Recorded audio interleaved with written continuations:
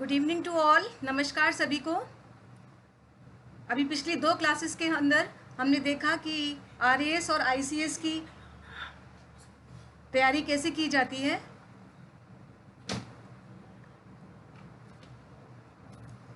आज की जो क्लास है वो है mission how to prepare for civil services PSC examination. Simple नाम है पीएससी का, पब्लिक सर्विस कमीशन एग्जामिनेशन। तो आज जब हम आरएएस हमने देख लिया कि हमने कैसे प्रिपरेशन करना है, आईसीएस का हमने देखा कि किस तरीके से एग्ज़ाम होता है। अभी तक हमने सिर्फ प्रिपरेशन का मोड देखा, प्लान देखा कि किस तरीके से एग्ज़ाम्स होते हैं। अभी हमने यह नहीं देखा कि हमें किस तरीके से प्रिपरेशन करनी है, जो बहुत इंपॉर्टेंट है किसी भी टारगेट को अचीव करने के लिए। आईसीएस पर मैंने पूरी एक क्लास ली, आपके आरएएस पर एक क्लास ली, सिर्फ पैटर्न को हमने उस पर डिस्कस किया। पैटर्न के अलावा ठीक है, हमें समझ में आ गया कि हम एग्ज़ाम दे सकते हैं, हम एलिजिबल हैं, वेटरीनियंस को एग्ज़ाम देना चाहिए, या हमारे क्या क्या जो लिमिटेशंस हैं वो भी हमें ध्यान रखना है, और क्या क्या चीज़ों का हमें स्पेशली ध्यान रखना है सिविल सर्विसेज एग्जामिनेशन के लिए। लेकिन जो आज की क्लास है वो आप सबके लिए बहुत इंपॉर्टेंट है। ये एक मिशन के तौर पर मैं आपके लिए लेकर आई हूँ। मिशन को हम समझेंगे कि मिशन क्या है। मिशन ज़िंदगी में कोई भी हो सकता है, लाइफ भी एक मिशन है, और इसीलिए आज की क्लास का नाम मैंने बहुत सोच समझकर mission how to prepare for civil services PSC examination रखा। तो आप समझ ही गए होंगे आज की क्लास जनरल क्लास है, चाहे वो कोई भी एग्जामिनेशन हो पीएससी का, उसके लिए। हाँ, हम फोकस जरूर आईएएस, आरएएस, आईसीएस एग्जामिनेशन को देंगे, साथ में आईएफएस को भी देंगे। आज थोड़ा सा मैंने इसमें और ऐड किया है क्योंकि कुछ भ्रम है हमारे लिए जिनको हमें दूर करना ज़रूरी है, चाहे वो आईसीएस का एग्ज़ाम हो, चाहे वो आईएफएस का हो, चाहे वो आरएएस का हो। तो जो how to prepare for civil services PSC examination, इस कड़ी में जो आज मैं आपके लिए मिशन लेकर आई हूँ, उस मिशन की शुरुआत करते हैं हम। और इस जो हमारा टारगेट है, चाहे वो पीएससी कोई भी हो, चाहे वो आईसीएस हो, चाहे यूपीएससी आईसीएस हो, या आरएएस एग्जामिनेशन हो, तो उसके लिए हमें उसको एक मिशन के रूप में देखकर आगे तैयारी करनी है। तो आज से ही हम, चूँकि हम ये देख चुके हैं कि हम किस तरीके से हमारी एलिजिबिलिटी क्राइटेरिया है, क्या क्या हमें ध्यान रखना है, अब हम तैयारी शुरू करते हैं। होपफुली आप लोगों ने तैयारी शुरू कर दी होगी, बट आज से हम मिशन के रूप में इस एग्ज़ाम के लिए, पीएससी एग्जामिनेशन के लिए तैयारी शुरू करते हैं। सबसे पहले, I am on a mission to become the best that I can B.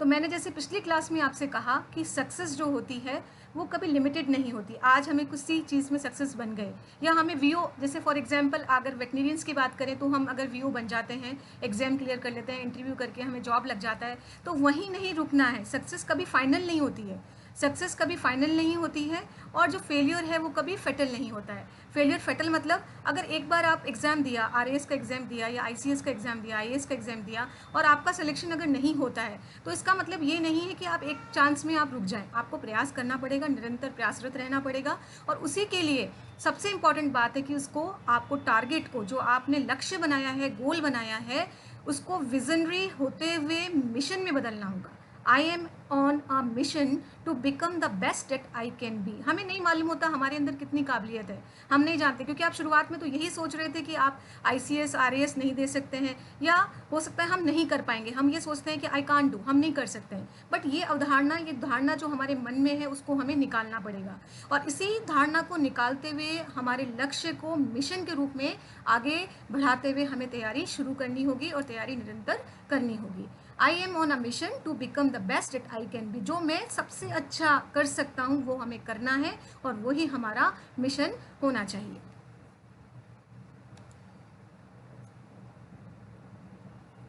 Mission is being sent to complete a specific task. ध्यान रखें, मिशन क्या है, उसको स्पेशल टास्क आपने जो निर्धारित कर रखा है उसको कंप्लीट करने की स्ट्रेटेजी मिशन कहलाती है। और स्ट्रेटेजी क्या है, जो हम बार बार सुनते हैं, इस तरीके से हमें स्ट्रेटेजी रखनी चाहिए।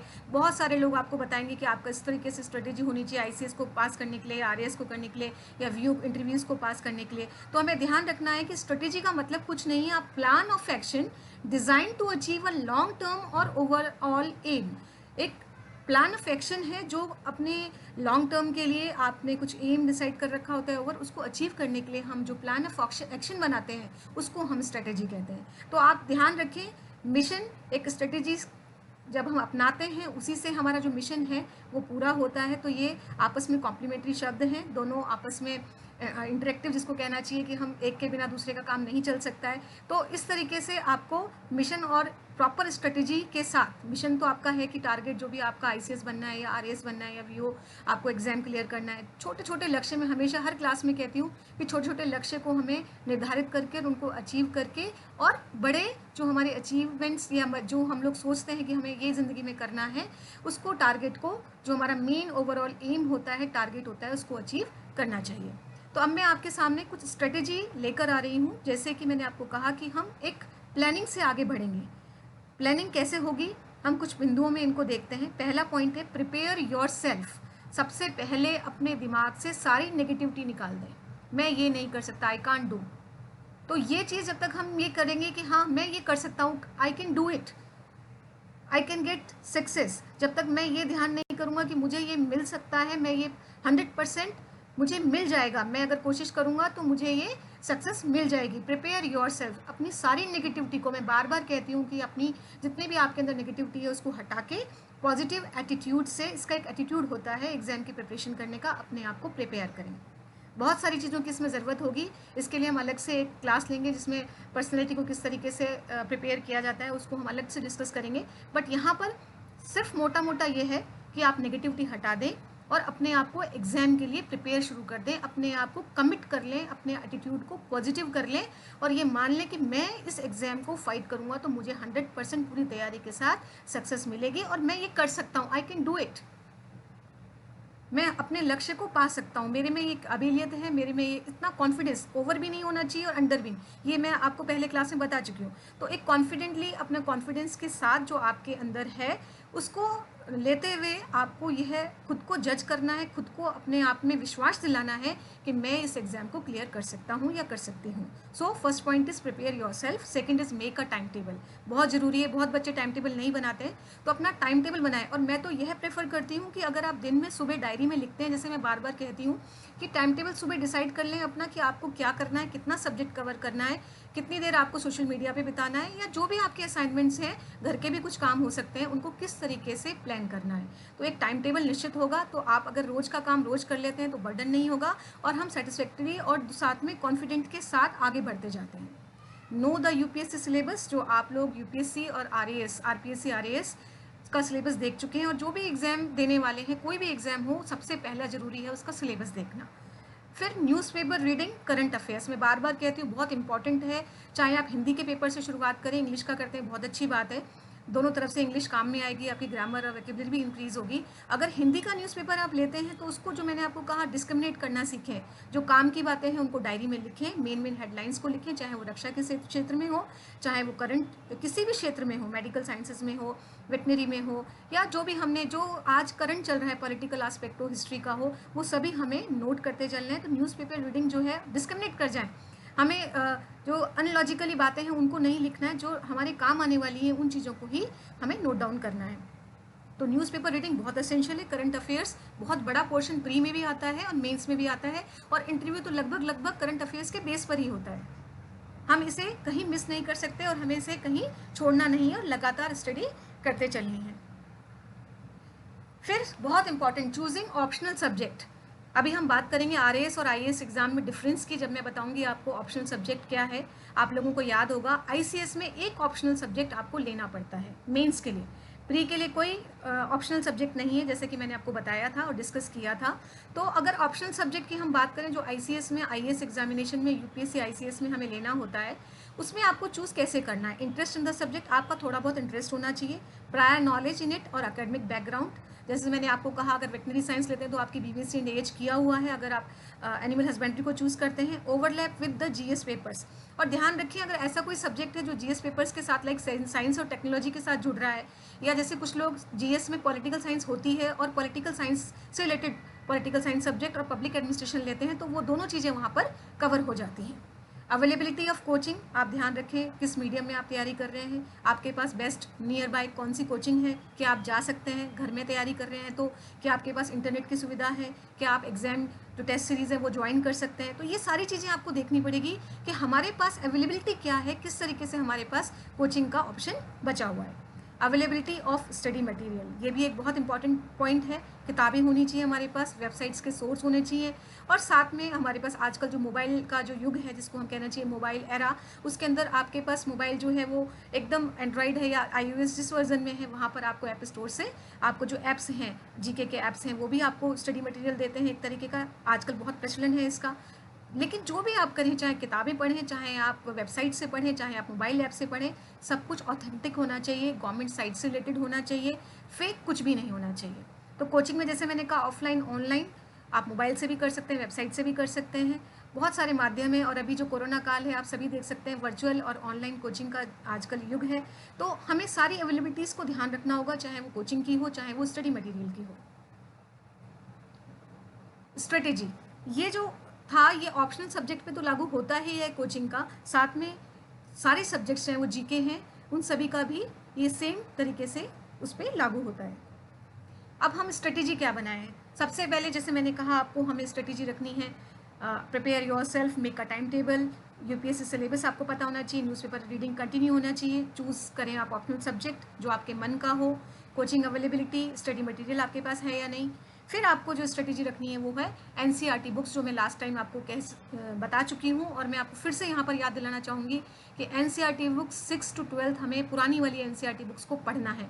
यहीं से शुरुआत, पिछली क्लास में मैंने आपसे प्रॉमिस लिया था कि आज आप एनसीईआरटी क्लास जो बुक्स हैं उनको डाउनलोड करके स्टडी करने लग जाएंगे। तो 6 से 12 के जो जितनी भी बुक हैं, चाहे वो साइंस की हो, चाहे सोशल स्टडी की हो, चाहे वो किसी भी सब्जेक्ट की हो, उसको आप मैथ्स की हो, जो भी आप ले रहे हैं, तो वो सभी सब्जेक्ट्स के एनसीईआरटी, हिस्ट्री, इकोनॉमिक्स अलग अलग आती है, तो उनको आप अच्छे से रीड करना शुरू कर दें। एक बार नहीं, 2 या 3 बार आपको उनकी रीडिंग करना असेंशियल है। दोहराव जरूरी है, रिवीजन करना जरूरी है, जब भी हमारे जो मस्तिष्क में, जो ब्रेन में वो चीज़ें रिकॉल होती रहती हैं, याद होती रहती हैं, कंटेस्ट होती रहती हैं। क्योंकि मैंने आपको कहा प्री और मेन का पैटर्न बिल्कुल अलग है। प्री की जो स्ट्रेटेजी है वो डिफरेंट होगी, मेंस की स्ट्रेटेजी जो है वो अलग होगी, उसको अलग तरीके से मेमोरी बेस्ड होती है, इन्फॉर्मेशन ज़्यादा लिखनी होती है। प्री में सटीक होता है, आपका दिमाग, आपका जो ब्रेन है, आपका आईक्यू है, वो काम में आता है। तो बहुत सारी चीज़ें हैं, हमें अलग अलग तरीके से प्री, मेन और इंटरव्यू तीनों की स्ट्रेटेजी अलग तरीके से बनाकर ही एग्जाम को फाइट करना चाहिए, देना चाहिए।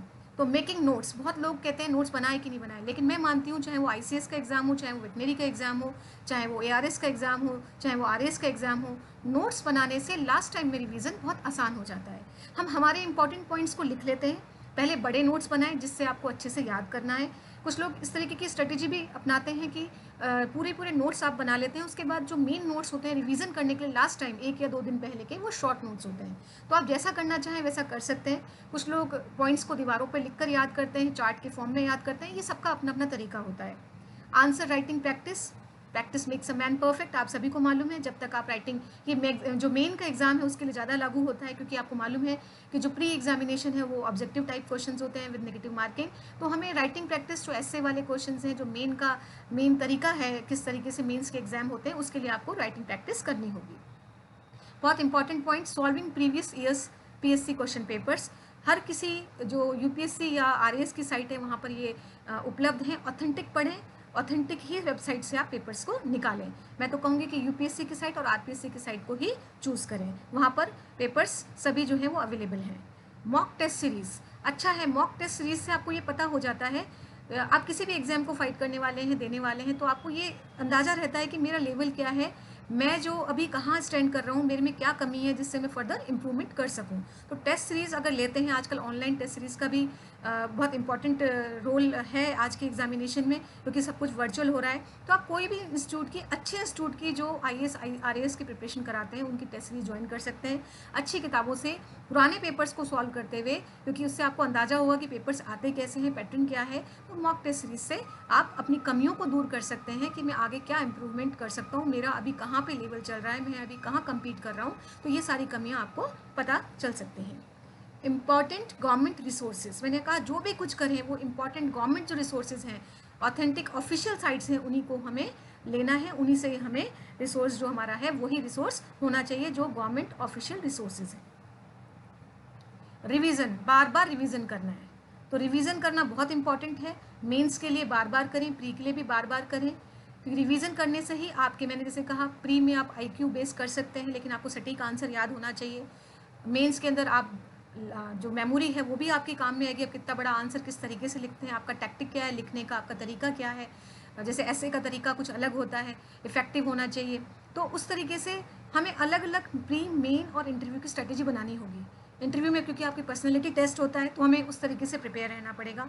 हमारी पर्सनैलिटी को भी हमें उसमें इम्प्रूव करना पड़ेगा। आपका गेस्चर क्या है, आप किस तरीके से बोलते हैं, कम्युनिकेशन क्या है, नॉन वर्बल कम्युनिकेशन की हम बात करेंगे। तो वो तीनों एग्जाम के पैटर्न्स अलग अलग हैं। तो रिवीजन लेकिन आपको हर जगह हर चीज़ का डेप्थ में आपको पढ़ना पड़ेगा। जैसे मेंस के लिए आपको डेप्थ में पढ़ना ही पड़ेगा, क्योंकि क्वालिटी आंसर जब ही आएंगे। तो ये एक स्ट्रेटेजी होती है। जैसे मैंने कहा कि अगर हम बात करेंगे आगे कि जो अधिकतर जो एग्जाम्स होते हैं उनका ग्रेजुएशन लेवल होता है, और ये लिखा होता है कि एग्जाम्स का जो लेवल है वो ग्रेजुएशन रहेगा। कुछ एग्जाम का लेवल 12th भी हो सकता है, कुछ का 10th भी आता है कुछ एग्जाम्स में। तो वो सब जगह चाहे प्री हो, मेंस हो, हर पेपर का लेवल भी आपके जो नोटिफिकेशन आता है यूपीएससी या RAS का, उसके अंदर दिया होता है कि पेपर इस स्टैंडर्ड का होगा। तो हमें ध्यान रखना है, उस तरीके से स्ट्रेटेजी बनाकर रिवीजन पर फोकस करना है, बार बार रिवीजन करना है। ये नहीं कि 3 बार हो गया, 4 बार हो गया हम छोड़ दें। रिवीजन करेंगे तभी हम सक्सेस मिलेगी। मैं यहाँ पर फिर से एक बार बताना चाहूँगी कि जो पुराने RAS, IAS, UPSC के टॉपर्स होते हैं किसी भी एग्जाम के, उनके आप इंटरव्यू को बार बार देखें। कहीं भी आपको मौका मिले, चाहे वो आज तक का चैनल हो या कोई भी टीवी का चैनल हो या कोई मैगजीन में दिया हो इंटरव्यू, लिखित इंटरव्यू हो, उसे हम बार बार पढ़ें। उससे हमें आइडिया होता है कि हमें किस तरीके से आगे प्रिपेयर होना है, और जो हमारे अंदर कमियां होती हैं वो इम्प्रूव करने का हमें माध्यम मिल जाता है। रिलेवेंट मैगजीन्स, मैंने जैसे कहा, मैंने लास्ट टाइम भी डिस्कस किया था कि कुछ मैगजीन्स जो हैं बहुत रिलेवेंट होती हैं। जैसे योजना के बारे में कहा, कुरुक्षेत्र के, अभी हम और डिस्कस करेंगे। तो मैगजीन्स जो पढ़ें वो रिलेवेंट पढ़ें, गलतियाँ जिसके अंदर कम से कम हो, ऑथेंटिक हो और ऑफिशियल वेबसाइट से लिया हुआ हो। स्टे पॉजिटिव, लास्ट पॉइंट, सब चीज़ें आपने कर ली लेकिन आप फिर भी नेगेटिव है, मैं ये नहीं कर सकता, मेरा कोर्स नहीं हुआ है, मुझे बहुत कम समय मिला, ये तो मेरे को 3 अटैम्प्ट हो गए, अब मैं नहीं कर सकता, तो मेरा पहला अटैम्प्ट है। बहाने हजार हैं। तो नेगेटिविटी को लाने के 1000 बहाने हैं, लेकिन पॉजिटिव का एक ही है कि बस हमें आगे चलते जाना है, हमें मेहनत करनी है। हार्ड वर्क सबसे इंपॉर्टेंट है पॉजिटिव रहने के लिए, हार्ड वर्क। और दूसरा, छोटे छोटे टारगेट्स को बनाकर रोज की रोज उनको अचीव करके स्टे पॉजिटिव, अपने आप को पॉजिटिव रखना है। अब मैं थोड़ा सा आपको डिस्कस करूंगी, ये हम कर चुके हैं, लेकिन मैं आज आपको बताने वाली हूँ कुछ कन्फ्यूजन्स दिमाग में है। मेरे पास स्टूडेंट्स के मैसेज आते हैं और वो जहाँ कंफ्यूज रहते हैं, मैं उन कन्फ्यूजन्स को आपको सभी को दूर करना चाहूँगी। हो सकता है ये सभी के दिमागों में चल रहा हो। प्लान ऑफ एग्जामिनेशन यूपीएससी और ICS। देखिए, मैंने आपको कहा था कि ICS का 2 आपके एग्जाम होंगे। 2 मीन्स प्रिलिमिनरी एग्जाम जो ऑब्जेक्टिव टाइप होगा, जो सिर्फ और सिर्फ selection of candidate for the main examination, जिसको हम स्क्रीनिंग कहते हैं, ओनली स्क्रीनिंग के लिए होगा, जो ऑब्जेक्टिव होगा। सिविल सर्विसेज मेन, जिसमें रिटर्न और इंटरव्यू है, सेम है RAS में भी। RAS में भी ऑब्जेक्टिव टाइप प्रीलिमिनरी है, अभी मैं डिस्कस करूंगी आगे, और मेंस जो है वो रिटर्न और इंटरव्यू को मिलाकर होगा। और जो मेन में लिए जाते हैं वो 12 to 13 times the total approximate number of vacancy to be filled in the year through this examination. हर नोटिफिकेशन में आ जाता है कि कितने गुना हम लेंगे, तो हमें ये ध्यान रखना है कि इसमें कितने गुना मेन में लिए जाते हैं। मैंने कहा स्क्रीन जो ये प्रीलिमिनरी एग्जामिनेशन है वो ओनली स्क्रीनिंग है, इसके मार्क्स मेन में नहीं जुड़ते हैं।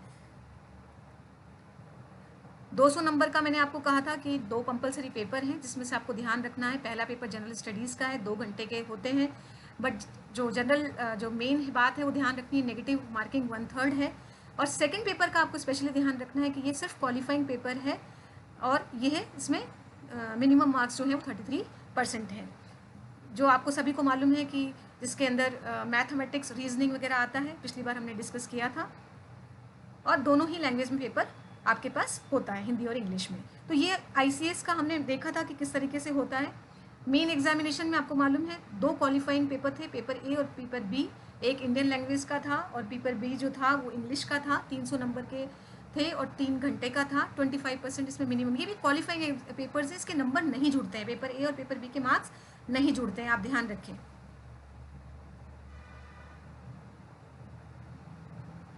ICS मेन एग्जामिनेशन जो पेपर काउंट होंगे मेरिट में, पेपर 1 ऐसे का सभी 250 नंबर के हैं, जनरल स्टडीज़ का सेकंड, आप जिसको कहना चाहिए first, second, third, fourth, optional subject. अब यहाँ बहुत इंपॉर्टेंट, अभी भी बहुत लोगों के दिमाग में कन्फ्यूजन है कि ऑप्शनल सब्जेक्ट 1 लेते हैं कि 2। ऑप्शनल सब्जेक्ट ICS में सिर्फ 1 लेते हैं, जिसके 2 पेपर होते हैं। तो आप अच्छे से ध्यान रखें, ऑप्शनल सब्जेक्ट 1 है जिसके 2 पेपर होते हैं, और सभी पेपर 250 मार्क्स के होते हैं। अब टोटल आप लगा लेंगे तो 1750 मार्क्स का है। इंटरव्यू या पर्सनालिटी टेस्ट जो है वो 275 मार्क्स का है, और ग्रांड टोटल आपको यहाँ दिया हुआ है जो हम डिस्कस कर चुके हैं 2025 मार्क्स का। तो इस तरीके से आप देख सकते हैं पूरा आपको क्लियर है। Paper A, paper 2 qualifying marks हैं, इसके मार्क्स नहीं जुड़ते हैं, और हर जो नोटिफिकेशन है उसमें आता है, इसमें जैसे मैंने कहा 25% क्वालिफाइंग मार्क्स मिनिमम होने चाहिए। और इसको आप क्राइटेरिया को हमेशा अलग अलग नोटिफिकेशन में पढ़ लें अच्छे से। जो भी नोटिफिकेशन आता है डिटेल्ड उसको हमें, चाहे वो यूपीएससी का हो चाहे आरएएस का हो। यूपीएससी का नोटिफिकेशन मैंने कहा फरवरी, हर साल फरवरी मंथ में आता है, तो हमें उसे अच्छे से डाउनलोड करके पढ़ना पड़ेगा, जब भी हम पूरी तरीके से उस चीज़ को क्लियर, क्योंकि हो सकता है हर साल कुछ ना कुछ चेंजेस भी हो सकते हैं, ये सब कुछ परमानेंट नहीं है। हाँ, ओवरऑल जब तक चेंज नहीं करता पैटर्न, यही पैटर्न रहता है। अब आरएएस को देखें तो आरएएस में भी सेम है। अब यहाँ आप डिफरेंस देख लें, प्रीलिमिनरी एग्जामिनेशन, मेन एग्जामिनेशन जो 800 नंबर का है, इसमें 15 गुना लेते हैं। वहाँ पर मैंने कहा यूपीएससी में 12 से 13 गुना इस बार के नोटिफिकेशन में था, आरएएस में लगभग 15 टाइम्स होता है। पर्सनैलिटी और वाइवा वो सी एग्जामिनेशन 100 नंबर का होता है, तो टोटल 900 नंबर का हो गया, और इसमें से मेरिट बनती है। Preliminary examination only screening examination है, 1 paper objective type, 150 question, maximum 200 marks and negative marking है 1/3। इसमें भी जीके जीएस का पेपर है, 3 घंटे का होता है, और ये सिर्फ स्क्रीनिंग टेस्ट होता है जैसे मैंने आपको बोला। तो डिफरेंस आप देख लें यूपीएससी में और आरएएस में क्या डिफरेंस है। आरएएस मेन में देखिए general studies 1, general study 2, 3, general Hindi और जनरल इंग्लिश। आप देख सकते हैं 3-3 घंटे के 200 नंबर के पेपर हैं टोटल। इस तरीके से 800 नंबर का, जैसे मैंने कहा, ये 800 मार्क्स का हो गया मेन एग्जामिनेशन। तो आप देख सकते हैं मेरा ओवरऑल इसको बताने का सिर्फ एक ही मकसद है कि आरएएस और यूपीएससी आईसीएस में बहुत ज़्यादा डिफरेंस नहीं है। लगभग एक चीज़ का डिफरेंस जो मुझे लगता है वो है ओनली वन, कि आरएएस के अंदर आप यहाँ देखेंगे, आरएएस के अंदर आपका कोई ऑप्शनल सब्जेक्ट नहीं है। तो आप लोग ध्यान रखें, आरएएस में कोई ऑप्शनल सब्जेक्ट नहीं है, और आईएएस के अंदर सारे जीके जो जनरल स्टडीज़ के पेपर हैं वो साथ में ऑप्शनल सब्जेक्ट है, जिसके 2 पेपर होते हैं। कुल मिला के 7 पेपर है मेंस में, और साथ में पर्सनैलिटी टेस्ट यहाँ पर भी है, पर्सनैलिटी टेस्ट वहाँ पर भी है।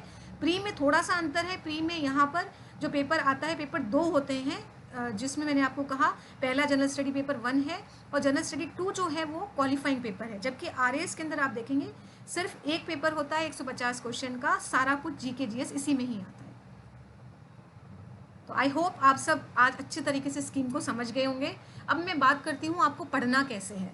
तो अलग अलग पैटर्न है, मैंने कहा कहीं आपको मेमोरी, आपको याद, मेमोरी सब जगह चाहिए, लेकिन जैसे सटीक आंसर देने हैं, प्री में चॉइस बेस्ड होते हैं, एमसीक्यूज होते हैं, 4 चॉइस आपके पास होती है, क्लैरिटी जरूर होनी चाहिए, जब भी आप ऑब्जेक्टिव को कर सकते हैं। लेकिन मेंस के लिए आपको इन्फॉर्मेशन आपके पास पूरी होनी चाहिए। अगर आपको याद ही नहीं है, मेमोरी नहीं है, आपने याद नहीं कर रखा है, तो आप क्वेश्चन डिस्क्रिप्टिव नहीं कर सकते, क्योंकि सारे क्वेश्चन मेन में किस तरीके के आते हैं, ऐसे टाइप क्वेश्चन आते हैं, अलग अलग फॉर्म में हो सकते हैं। बट देखा जाए इंटरव्यू में तो उसका बिल्कुल ही अलग पैटर्न है। आपकी पर्सनैलिटी के बारे में, करंट जो भी है, जितनी आपको नॉलेज है, आपका आईक्यू टेस्ट किया जाता है, आपका जो प्रेजेंस है वो चेक किया जाता है, आपका गेस्चर, आपका बोलने का तरीका, तो उसमें अलग फैक्टर्स आते हैं, अलग फैक्टर्स इन्वॉल्व होते हैं, जो मैं पहली क्लास जो मेरी थी आरपीएस सीवीओ इंटरव्यू क्लास 1, उसके अंदर बहुत अच्छे से डिस्कस कर चुकी हूँ, क्या करना चाहिए, डूज एंड डोंट, क्या नहीं करना चाहिए, और किन किन बातों का हमें स्पेशल इंटरव्यू में जाते समय ध्यान रखना चाहिए और इंटरव्यू देते समय ध्यान रखना चाहिए। अब हम बात करते हैं बुक्स फॉर पीएससी प्रिपरेशन। तो ये इंपॉर्टेंट बात है, मुझे ऐसा लगता है कि अब आपको बिल्कुल क्लियर हो गया है आरएएस और आईसीएस एग्जामिनेशन के बारे में। अब यहाँ से सिर्फ एक ही जो जिसको कहना चाहिए समरी निकल के आती है, वो ये है कि अगर आप आईसीएस की प्रिपरेशन करते हैं, मैं जो बच्चे शुरुआत करने वाले हैं, जो अभी इंटर्नशिप में हैं या अभी बीएससी एएच में हैं, या जिन्होंने जस्ट शुरुआत की है, उनको एक बात बताना चाहूँगी कि इस पूरी इतना सब कुछ बताने का एक ही मकसद है कि जो आईसीएस की तैयारी कर रहे हैं वो आरएएस की तैयारी आराम से कर सकते हैं और क्लियर कर सकते हैं आरएएस को। क्योंकि आईसीएस को इतना आप ब्रॉड में जनरल जीके जीएस को पढ़ लेंगे, बस राजस्थान का स्पेसिफिकली आपको आरएएस के अंदर पढ़ना है। जो मुझे लगता है आप वीओ के क्लासेस में वीओ के एग्जाम दे रहे हैं, या जिसका भी एसीएफ का एग्जाम दे रहे हैं, या कोई भी आरपीएससी का एग्जामिनेशन देते हैं, तो आपका उतना नॉलेज हो जाता है कि आप राजस्थान के बारे में कर सकें। थोड़ा सा डेप्थ में आपको पढ़ना पड़ेगा। तो आई होप आप लोग सभी आईसीएस की तैयारी शुरू करेंगे, साथ में आरएएस की तैयारी जो है वो अपने आप हो जाएगी और हमें सक्सेस जरूर मिलेगी। और हमें मान के चलें कि हम आईसीएस में हमारा बहुत अच्छी बात है, सिलेक्शन हो जाता है, हम आईएएस बन जाते हैं, एलाइट्स में चले जाते हैं, लेकिन अगर 1% नहीं होता तो हम आरएएस को तो अच्छे से करके, और हमें आरएएस बनना है, ये हमारा टारगेट और मोटो होना चाहिए। अब बात करते हैं बुक्स फॉर पीएससी प्रिपरेशन। मुझसे बहुत सारे लोग पूछते हैं क्या पढ़ें, कैसे पढ़ें, तो मैंने कहा शुरुआत किससे करनी है। आप इन साइट्स को नोट कर लें। बहुत इंपॉर्टेंट चीज़ आपको मैं बताने जा रही हूँ। NCERT text book from class 6 to 12 old books prefer करें आप। फर्स्ट स्टेप है टुवर्ड्स IAS और RAS प्रिपरेशन के लिए। और मुझे लगता है कोई भी एग्जाम हम करते हैं, चाहे वो यूपीएससी का कोई भी एग्जाम हो, उसके लिए एनसीईआरटी असेंशियल है। तो वेबसाइट्स को नोट करें। मैंने जैसे कहा आपको ऑफिशियल ऑथेंटिक गवर्नमेंट की साइट ही चूज़ करनी है। यहाँ मैंने लिंक दिया है ncrt.nic.in। जितनी भी गवर्नमेंट की साइट्स होंगी या तो उनमें gov.in होगा या nic.in होगा। आप ये ध्यान रखें कि हमें ऑफिशियल और गवर्नमेंट की साइट से ही पढ़ना है। बहुत लोग गलत गलत पढ़ लेते हैं, बाद में उनको पछतावा होता है क्योंकि उन्हें पता नहीं होता कि ऑफिशियल साइट है या नहीं। फेक कोई साइट पे कुछ लिखा तो नहीं है, कुछ गलत फिगर्स तो नहीं दे दिए। कई बार इकोनॉमिक्स में बहुत कुछ होता है, कई बार गलत फिगर जो नंबर्स हैं वो दे देते हैं, फिगर्स दे देते हैं और हम उसे लर्न कर लेते हैं। किसी ने सपोज करो लिटरेसी रेट गलत दे दी और हमने उसको लर्न कर लिया है, तो वो चीज़ें गलत हो सकती हैं और फिर बाद में आपको पछतावा महसूस होगा क्यों मैंने ऑफिशियल साइट नहीं पढ़ा, क्यों मैंने ऑथेंटिक साइट से या बुक से नहीं पढ़ा। तो आपने देखा ncrt.nic.in, diksha.gov.in, इससे भी आप एनसीईआरटी की बुक्स को ले सकते हैं। और एक मैंने आपको बताया था स्वयं MHRD का पोर्टल है जो मैंने लास्ट टाइम भी आपको बताया था, वहाँ से भी आप एनसीईआरटी की कोर्सेज को कर सकते हैं। जो लोग इंटरेस्टेड हो वहाँ से भी उन कोर्सेज को किया जा सकता है। तो एनसीईआरटी, दीक्षा और साथ में दीक्षा मोबाइल ऐप, मैंने कहा दीक्षा का एक मोबाइल ऐप भी है जिसको आप डाउनलोड कर लें प्ले स्टोर से, गूगल प्ले स्टोर से, और आप अच्छे से उसमें देख सकते हैं क्या कंटेंट है। अगर आप कहते हैं आपके पास लैपटॉप नहीं है, कंप्यूटर नहीं है, तो हम मोबाइल पे भी बहुत अच्छे से स्टडी कर सकते हैं। तो कृपया आप ध्यान रखें कि मोबाइल अगर है और लैपटॉप कंप्यूटर आपके पास नहीं है तो वो हमारे लिए कोई हर्डल नहीं है, कोई लिमिटेशन नहीं है। तो हम मोबाइल से भी बहुत अच्छी तरीके से प्रिपरेशन कर सकते हैं। करंट अफेयर्स आपको कहाँ से पढ़ना है? एक जान है, एक रीढ़ की हड्डी है करंट अफेयर्स इन एग्जाम्स के लिए। तो इंडिया ईयर बुक, योजना मैगजीन, जैसे मैंने कहा रिलेवेंट मैगजीन्स आपको पढ़नी है। Kurukshetra, economic and political weekly, science reporter, बहुत अच्छी मैगजीन आती है साइंस रिपोर्टर की, आप और भी देखेंगे, आपको हिंदी में भी मिलेगी, उसी साइट पर आपको दिख जाएगा। The Hindu, the Indian express newspapers को पढ़ें। Rajya Sabha TV, press information bureau, ये आपको इन्हीं से ही कंटेंट देखना है करंट अफेयर्स का। और लगातार कम से कम, मैं आप सभी को जो लोग नए हैं वो ध्यान रखें, इन एग्जाम्स की तैयारी के लिए 1.5 साल, कम से कम 1 साल पहले से आपका पूरा का पूरा जो करंट अफेयर्स है वो तैयार होना चाहिए। और एग्जाम से कम 1 साल तो होगा ही, 1.5 साल तक होता है, बहुत अच्छी बात है। और करंट के 4 या 5 महीने तो आपको अच्छे से करंट अफेयर्स को, अखबारों को, न्यूज़पेपर्स को, मैगजीन्स को फोकस करना पड़ेगा। बस ऑथेंटिक न्यूज़पेपर, ऑथेंटिक किताबों को पढ़ें, गलत डेटा, गलत फिगर्स को नहीं याद रखें। यही यहाँ पर मेरी एक रिक्वेस्ट है, क्योंकि करंट अफेयर्स में है, डेटा में बहुत बड़ी प्रॉब्लम हो सकती है। मेजर करंट इवेंट्स, क्या करना है करंट इवेंट्स में आपको पढ़ने के लिए? अगर राजस्थान RAS एग्जाम दे रहे हैं तो राजस्थान का भी आपको करंट इवेंट्स देखने हैं। गवर्नमेंट की पॉलिसीज़ आपको देखनी है, क्या पॉलिटिकल लेवल पे हो रहा है, नेशनल इंटरनेशनल इंपॉर्टेंस के क्या क्या इश्यूज़ हैं current, persons and places in recent news, games और स्पोर्ट्स रिलेटेड एक्टिविटीज़। तो ये आपको करंट अफेयर्स में देखने, कोई भी आदमी से रिलेटेड, पर्सन और प्लेस, कोई जगह से related, games, sports, political event, कोई भी चाहे वो डिफेंस से रिलेटेड हो, चाहे वो साइंस टेक्नोलॉजी से रिलेटेड हो, हमें कोई भी सब्जेक्ट नहीं छोड़ना है जिसका हमें करंट अफेयर्स नहीं पढ़ा हो। क्योंकि किसी चीज़ से भी आ सकता है, किसी मिसाइल के बारे में आ सकता है, किसी भी पॉलिटिकल इवेंट के बारे में आ सकता है। तो ये सारी चीज़ें जो हैं, जितने भी चीज़ें हो रही हैं आज, वो सब अखबार में, न्यूज़पेपर में आती हैं और उसी को समराइज वे में मैगजीन्स में लिया जाता है। तो हमें ये ध्यान रखना है कि न्यूज़पेपर अगर आप पढ़ते हैं तो आप फिर वापस मैगजीन पढ़ते हैं उसी मंथ की, अप्रैल मंथ की। आपने अगर सपोज प्रतियोगिता दर्पण पढ़ी या कोई भी हमने किताब पढ़ी करंट इवेंट्स की, तो उसके अंदर आपको क्या होगा, रिवीजन हो जाएगा, आपके नोट्स टैली हो जाएंगे। जो आपने नोट्स या आपने जो लाइंस लिखी हैं, रोज आप लिखते हैं जिनको शॉर्ट नोट्स के फॉर्म में, तो आप देखेंगे कि मैं बिल्कुल सही ट्रैक पे चल रहा हूँ। तो इससे आपको कॉन्फिडेंस डेवलप होगा। तो आपको हर महीने की मैगजीन, जैसे कई मैगजीन इंपॉर्टेंट हैं जिसको आप कह सकते हैं, प्रतियोगिता दर्पण इंपॉर्टेंट है, दृष्टि की बहुत अच्छी किताब आती है, उसको आप सब्सक्राइब कर लें साल भर के लिए, दर्पण को सब्सक्राइब कर लें। ऐसे बहुत सारी किताबें आती हैं, आप जैसे सर्च करेंगे आपको मिल जाएगा। लेकिन मेरी जो प्रेफरेंस है, दर्पण भी आपके पास होनी चाहिए क्योंकि उसमें एग्जाम पेपर्स भी होते हैं। साथ में दृष्टि है, उसकी भी बहुत अच्छी मैगजीन आती है, उसमें जो है आर्टिकल्स भी बहुत अच्छे आते हैं। साथ में जैसे मैंने कहा, ये जो मैगजीन्स के नाम लिए, इंडिया ईयर बुक, योजना मैगजीन, कुरुक्षेत्र, इन सभी को आपको लगातार पढ़ना होगा।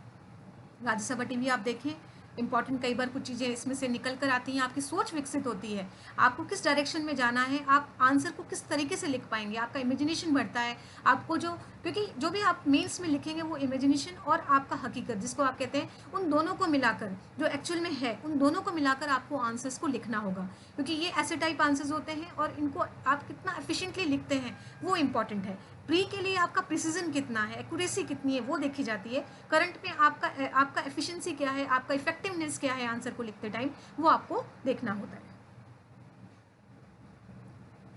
अब आपको ओल्ड पेपर्स कहाँ से लेने हैं? ओल्ड पेपर्स आपको मैंने ऑफिशियल साइट्स में, अधिकतर आपको बार बार कहती हूँ कि जो भी कुछ करें आपके ऑफिशियल साइट से ले, जैसे upsc.gov, मैंने कहा था जितनी भी सरकारी वेबसाइट्स हैं सब में gov. आएगा, तो www.upsc.gov.in, rpsc.rajasthan.gov.in, इन साइट्स को ना भूलें। ओल्ड पेपर सब जगह उपलब्ध है, यहाँ से आप डाउनलोड करें, हर साल का पेपर आपको मिल जाएगा, चाहे वो प्री का हो, चाहे मेंस का हो, या किसी भी एग्जाम का हो, और उन पेपर को सिलेबस के साथ ही डाउनलोड कर लें और पिछले साल के पेपरों को देखें कि मेरा लेवल क्या है, मुझे कितना आता है और मुझे आगे कितनी प्रिपरेशन की ज़रूरत है। अब मैं कुछ आपको यूट्यूब चैनल्स के बारे में बताना चाहूँगी जो बहुत इंपॉर्टेंट है, जो आपकी तैयारी के लिए बहुत कारगर सिद्ध हो सकते हैं। जिसमें पहला नाम आजकल सभी जानते हैं, अनअकैडमी यूपीएससी प्लस का भी चैनल आता है, अनअकैडमी यूपीएससी प्लस, आप उसको भी कर सकते हैं। Unacademy Rajasthan exam, RAS exams के लिए, किसी भी आरपीएससी एग्जाम के लिए। उत्कर्ष क्लासेस जोधपुर, ठीक है, इनका भी अच्छा है, उत्कर्ष का भी कुछ वीडियोस बहुत अच्छे बनाए हैं, क्योंकि उत्कर्ष बहुत पहले से तैयारी करा रहा है तो एक्सपीरियंस है उन्हें, तो आप इसको भी ज्वाइन कर सकते हैं। अनअकैडमी यूपीएससी हिंदी, ये भी एक हिंदी जो मीडियम वाले स्टूडेंट्स हैं वो ध्यान रखें। अनअकैडमी इंग्लिश में भी है, अनअकैडमी यूपीएससी हिंदी में भी इनका यूट्यूब चैनल है। बायजूस आईएएस की तैयारी करा रहा है, कुछ समय पहले ये फ्री था, तो आप देख लें कि इसके सब्सक्रिप्शन ले लें, और अगर कुछ पैसे का है तो इसके अंदर फ़ी है तो। बाकी बायजूस आईएएस, कुछ आप लोग पहले इसके वीडियोस देखें, आपको लगता है कि मुझे इससे फ़ायदा होगा, मेरे कहने से कुछ नहीं है, क्योंकि हो सकता है मुझे ये ठीक लगे, आपको ना लगता हो, तो कुछ वीडियोस आप देखें, वो फ्री ऑफ कॉस्ट होते हैं। उसके बाद आपको जो लगे, आपको फ़ीस करनी है या नहीं देनी है, आपको क्या आपके लिए सूटेबल है, वो आप अपने आप खुद ही पसंद करें और खुद ही चूज़ करके उसके लिए अप्लाई करें। उत्कर्ष आईएएस अलग से भी जो है वो मोबाइल ऐप है। अब मैं बात करती हूँ मोबाइल ऐप्स की। ये तो थी अनअकैडमी यूपीएससी, अनअकैडमी प्लस भी है, Unacademy UPSC plus, Unacademy Rajasthan exams, Utkarsh classes Jodhpur, Unacademy UPSC Hindi, ये सारी चीज़ें जो हैं ये आपके यूट्यूब चैनल भी हैं। और इसके साथ साथ जो उत्कर्ष आईएएस है, प्रोजेक्ट दिशारी है, और इमरान ऐप्स हैं, जीके टॉक _इमरान, ये आपके पास मोबाइल ऐप होंगे। और बायजूस आईएएस की वेबसाइट भी है, आप ध्यान रखें, ये वेबसाइट भी है इनकी अनअकैडमी वगैरह की। बायजूस आईएएस बहुत अच्छा उन्होंने मटेरियल कर रखा है, मैंने भी कुछ चीज़ें जो है बायजूस से पढ़कर निकाली हैं, जो उन्होंने अच्छे से गाइड करने के लिए बताया है। तो ये बायजूस आईएएस, इसका भी आप देख सकते हैं, बहुत अच्छे से नॉलेज, बहुत अच्छे से बताया गया है किस तरीके से आपको प्रिपरेशन शुरू करनी चाहिए, किस तरीके से हमें आगे प्रिपरेशन करनी है, चाहे प्री हो, चाहे मेन हो, चाहे इंटरव्यू हो। तो उत्कर्ष IAS, project Dishari, Imran apps, आप सभी जानते हैं मोदी जी ने इनका नाम लिया था, हमारे प्रधानमंत्री जी ने, अलवर के रहने वाले हैं इमरान, और उन्होंने लगभग 75+ एजुकेशनल ऐप बनाए हैं, और एक से एक बढ़कर एक है। इसमें question answers, online test series भी, आप प्रोजेक्ट दिशारी जरूर डाउनलोड करें, बहुत अच्छे इसके अंदर क्वेश्चंस होते हैं और अपडेट होते रहते हैं। करंट जो क्वेश्चंस हैं वो मैं भी देखती हूँ और मैं भी करती हूँ उसको, रोज़ 10-12 क्वेश्चंस अपडेट होते हैं करंट जीके के, तो इससे हमें बहुत मदद मिल सकती है। ये मोबाइल ऐप है उत्कर्ष आईएएस, प्रोजेक्ट दिशारी, उत्कर्ष और बायजूस की वेबसाइट्स भी हैं, कुछ यूट्यूब चैनल्स हैं जिनसे आपको निश्चित तौर पर फ़ायदा होगा। इमरान के ऐप से आप कर सकते हैं, बहुत अच्छे ऐप्स हैं, मैंने कहा 75 ऐप हैं, आप देखेंगे साइट पे जाएंगे, आपको आरएएस का, आरपीएससी एग्जाम्स का करना है कि आईएएस का करना है, करंट जीके का करना है, अलग अलग सब्जेक्ट के भी हैं, साइंस को अलग बता रखा है, ज्योग्राफी को अलग बता रखा है, तो हिस्ट्री का अलग है, साइंस के लिए अलग है, तो आप देखेंगे कि अलग अलग सब्जेक्ट के भी इसके अंदर आपको जो आप चाहते हैं वो मिल जाएगा। राजस्थान ज्योग्राफी अलग है, जीके अलग है, तो आप देखेंगे ऑब्जेक्टिव क्वेश्चन अलग है, मटेरियल अलग है, कोर्स कंटेंट भी इसमें आपको स्टडी मटेरियल भी मिल सकता है।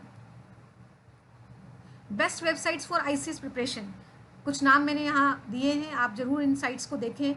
www.mea.gov.in, www.mha.nic, आप देखेंगे या तो GOV है या NIC है, तो आपको ये अच्छे से ध्यान पड़ेगा कि हमें कौन कौन सी साइट्स देखनी है। RBI की है, लॉ की है, सोशल जस्टिस की है, इंडिया कल्चर की है, सिंपल www.gov.in है, www.pib.nic.in। पब्लिक, मैंने आपको कहा था कि आपको क्या पढ़ना है, जो करंट है, प्रेस इन्फॉर्मेशन जो ब्यूरो है उसकी आपको जो साइट है उससे भी आपको देखना है। तो इस तरीके से और एक जो ये गवर्नमेंट नहीं है, आईएएस एग्जाम पोर्टल, ये भी अच्छा कंटेंट आपको दे सकता है, आप इसको भी देख सकते हैं। यहाँ पर भी बहुत सारी चीज़ें, स्टडी मटेरियल उपलब्ध है। तो ये आप पर्सनल, आपकी चॉइस है, आपको कौन सा जो है वो सूट करता है, आपको कहाँ सही लगता है। लेकिन गवर्नमेंट साइट है जितनी भी, जरूर करें। और हमें इसको जो गवर्नमेंट और ऑफिशियल साइट्स हैं उनसे मटेरियल को लेकर करंट इवेंट्स की तैयारी हमें इन वेबसाइट से करनी होगी, चाहे वो होम मिनिस्ट्री की साइट हो, चाहे वो लॉ की हो, चाहे वो आरबीआई की हो, चाहे सोशल जस्टिस की हो।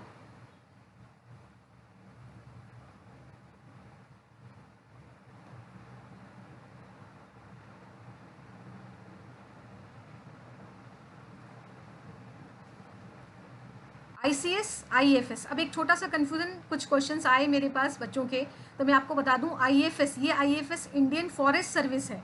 Indian forest service preliminary examination 2021 और सिविल सर्विसेज एग्जामिनेशन जो 2021 में होने वाला है, अगले साल होगा, उसको आप ध्यान रखें। दोनों एग्जाम का प्री एग्जामिनेशन कॉमन होता है, जो कि 27 जून 2021 को होगा। स्टेट को नहीं भूलना है हमें। नोटिफिकेशन फरवरी में निकलता है सिविल सर्विसेज का, यूपीएससी सिविल सर्विसेज का। यहाँ पे आप कंफ्यूज ना हो, ये इंडियन फॉरेस्ट सर्विस है, इंडियन फॉरेन सर्विस नहीं है जो यूपीएससी सिविल सर्विसेज में आता है, ये है इंडियन फॉरेस्ट सर्विस। तो ध्यान रखें, यूपीएससी आईसीएस एग्जामिनेशन और IFS Indian forest service examination, ये दोनों का प्रीलिमिनरी एग्जामिनेशन सेम है। स्टेज 2 मेन एग्जामिनेशन, वो 6 पेपर होंगे आपके, all are descriptive in nature, each paper is for a duration of 3 hour. 2 optional subject यहाँ आपको लेने हैं, और इंटरव्यू जो होगा वो 300 नंबर का होगा। यहाँ ध्यान रखें, आईएफएस में 2 ऑप्शनल सब्जेक्ट आपको लेने हैं। आप देख सकते हैं पेपर कितने हैं, पेपर 6 हैं, general English, general knowledge, optional 1, optional 2। जैसे कि मैंने कहा 2 ऑप्शनल आपको लेने हैं, ऑप्शनल 1 और ऑप्शनल 2, और उसके प्रत्येक ऑप्शनल के 2-2 पेपर होंगे। तो इस तरीके से आप देख सकते हैं कितने किस तरीके से मेन का यहाँ पे डिस्क्रिप्शन दिया है। और फिर कौन कौन से सब्जेक्ट हैं optional, agriculture, agricultural engineering, animal husbandry and veterinary sciences. तो आज से ही आईएफएस की तैयारी हम लोग शुरू कर सकते हैं। हमारा खुद का एक सब्जेक्ट यहाँ पर है botany, chemical engineering, chemistry, civil engineering, forestry, mathematics, physics, statistics, zoology, geology, mechanical engineering. तो हम यहाँ पर 2 सब्जेक्ट कोई से भी चूज़ कर सकते हैं। क्या कॉम्बिनेशन आपको ठीक लगता है? एनिमल हस्बेंड्री, वेटनरी साइंस, ये आपको देखना होगा किसके साथ किसको नहीं ले सकते हैं, तो ये सब आपको देखना होगा। लेकिन आपको ये ध्यान रखना है कि 2 ऑप्शनल सब्जेक्ट, ऑप्शनल 1 और ऑप्शनल 2 आपको लेने होंगे, जिसके 2-2 पेपर होंगे with GK and general English. तो टोटल 6 पेपर्स, और मैंने आपको जैसे कहा 300 नंबर का इंटरव्यू, और उसी तरीके से मेन और इंटरव्यू के मार्क्स ढूंढकर मेरिट जो निकलती रहेगी। और ये एग्जाम जो होंगे मेंस के, ये सेपरेट होते हैं, अलग डे पे होते हैं, और इनका सिलेबस भी डिफरेंट है आईसीएस से, क्योंकि आपको ध्यान होगा वहाँ के ऑप्शनल सब्जेक्ट बहुत सारे थे। यहाँ पे आप देख सकते हैं 14 सब्जेक्ट्स ही हैं आई थिंक। अब मैं बात करती हूँ बुक्स की। Indian history and culture, Indian Asian past, ये इंग्लिश की बुक्स हैं। इंडियन एंशियंट पास्ट जो है R S Sharma, history of medieval India Satish Chandra, history of modern India Bipin Chandra, India's struggle for independence Bipin Chandra for means only, the wonder that was India A L. Basham, ancient India and culture, Indian art and culture Nitin Singhania, बहुत important किताब है prelims के लिए culture की, a brief history of modern India, spectrum for preliminary. तो ये कुछ suggestions हैं। स्पेक्ट्रम की बुक बहुत इंपॉर्टेंट है, ध्यान रखें कुछ सब्जेक्ट्स के लिए, प्रीलिमिनरी के लिए खास तौर पर। और इंडियन आर्ट कल्चर, इसमें नितिन सिंघानिया की जो बुक है ये भी बहुत इंपॉर्टेंट है, कल्चर बहुत अच्छा दिया हुआ है इसके अंदर। और कुछ स्पेसिफिकली मेंस के लिए होती है, तो आपको ये ध्यान रखना होगा कि मेंस के लिए कौन सी बुक हमें पढ़नी है, कितना डिटेल में हमें पढ़ना है, और सिलेबस के अकॉर्डिंग, और प्री के लिए हमें कितना पढ़ना है। और भी बुक्स हो सकती हैं, ये एक ब्रीफ आइडिया है। कुछ किताबें हिंदी में भी हैं। Indian geography and world geography के लिए ऑक्सफोर्ड स्कूल एटलस और एनी गुड क्वालिटी एटलस जरूरी है ज्योग्राफी के लिए। Geography of India Majid Hussain, world geography Majid Hussain, इसकी हिंदी में भी किताबें हैं। Certificate physical and human geography, physical and human geography की आती है ये, चैंग लियोंग की। तो ये हमें कुछ बुक्स हैं जिनको देखना है। Indian polity and constitution, Indian polity for civil services examination, M Laxmikanth, सभी जानते हैं। यूपीएससी के लिए एसेंशियल है ये बुक, आपको अच्छे से पढ़नी पड़ेगी। और इवन आरएएस के लिए जब आप जनरल पॉलिटिकल पढ़ेंगे तब उसके लिए भी ये किताब जरूरी है। Introduction to the constitution of India, D Basu, only for mains, बहुत अच्छी किताब है। हमारी संसद बाय सुभाष कश्यप, आप सभी जानते हैं सुभाष कश्यप को, तो बहुत अच्छी संविधान की बुक है, संसद के बारे में इसमें दिया हुआ है। हमारी संसद बाय सुभाष कश्यप, हिंदी में किताब है। और भी किताबें सुभाष कश्यप की आती हैं, तो ये हमारी रेफरेंस बुक भी हो सकती है और इनको हमें बेस मान के भी याद करना है। रेफरेंस बुक कुछ और भी हैं, लेकिन ये बेसिक बुक तो हैं जिन्हें हमें एनसीईआरटी की बुक्स के साथ सिलेबस बनाना है, जिनमें से हमें नोट्स बनाने हैं और अच्छे से पढ़ना है और लर्न करना है। इकोनॉमी की Indian economy, Ramesh Singh. Often questions on Indian economy are linked with current affairs, more on current affairs. तो आप ध्यान रखें, इकोनॉमिक्स जो है वो हमें बुक से तो पढ़नी है, अलग अलग हिंदी और इंग्लिश के राइटर्स हैं, बट हमें मेनली करंट अफेयर्स से रिलेट करके इकोनॉमी पढ़नी होगी। जैसे अभी जीडीपी क्या चल रही है, अभी आरबीआई की क्या पॉलिसी है, लोन्स का क्या चल रहा है, तो हमें पूरा जो इकोनॉमी है हमारा, जितने भी पॉलिसीज़ हैं, जितने पॉलिसी मैटर्स हैं, वो हर साल के अलग अलग आते हैं। आपको मालूम है बजट हर साल पेश होता है, तो क्या उस तरीके से एक आर्थिक सर्वेक्षण होता है और एक बजट प्रस्तुत किया जाता है, तो वो हर साल का अलग होता है। तो हमें करंट अफेयर से हमारे इंडियन इकोनॉमी को पढ़ना पड़ेगा।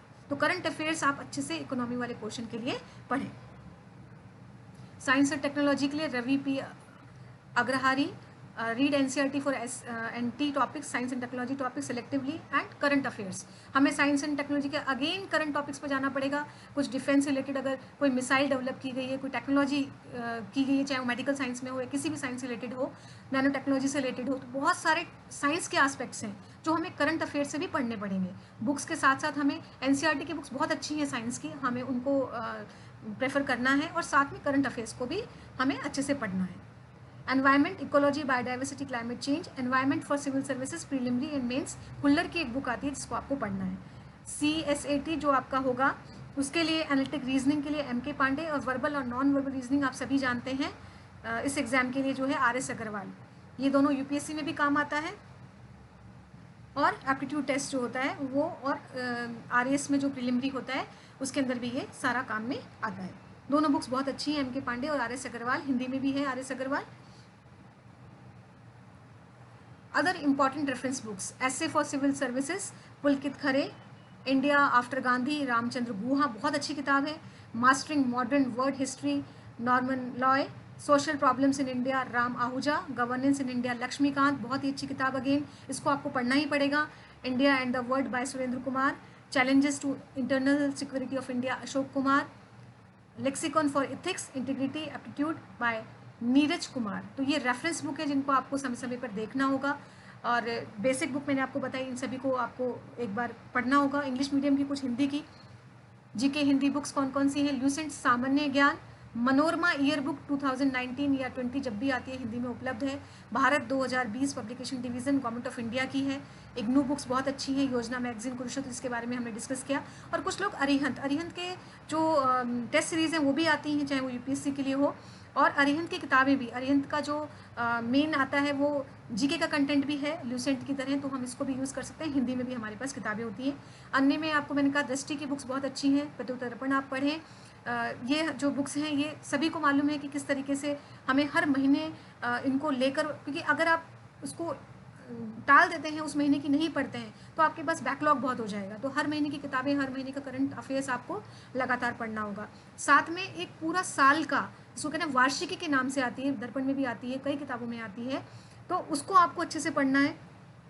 और जैसे मैंने आपको कहा ल्यूसेंट है, मनोरमा ईयर बुक पूरे साल की होती है, भारत 2020 गवर्नमेंट ऑफ इंडिया निकालता है। तो ये जो किताबें हैं इनको आपको अच्छे से समय समय पर नए एडिशंस के साथ, पुराना एडिशन नहीं करना है। यहाँ ध्यान रखिए, पुरानी किताब नहीं लेनी है। टाटा मैकग्रा हिल की बहुत अच्छी अच्छी किताबें आती हैं, वो जीके की भी किताबें है उसमें, जैसे लूसेंट में मैंने आपको कहा, अरिहंत की भी है। तो ऐसे आपको अच्छे पब्लिकेशन से पढ़ना है, ऑथेंटिक से पढ़ना है, जिससे आपको गलत आप जो है वो डेटा फीड ना करें, गलत इन्फॉर्मेशन आप याद ना करें।